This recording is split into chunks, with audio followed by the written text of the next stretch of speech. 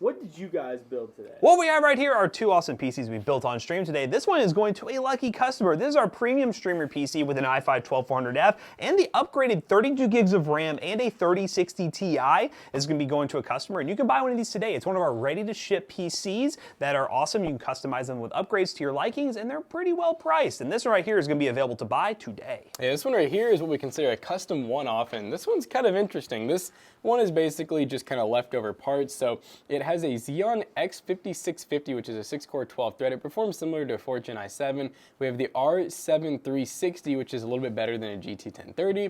512 gig SSD, 8 gigs of DDR3 is Allman Gigamax 600 watt, and this is the Antec NX200M. So this is basically like your really good office PC that kind of looks the gamer aesthetic, but it'll just play esports titles, and this one will be $400 at PC Bros with a 1-year warranty. So buy a PC like this, one of our staple builds, or our one-off customs today, and use code ToastyBros200. Check out the save 2% of your next purchase.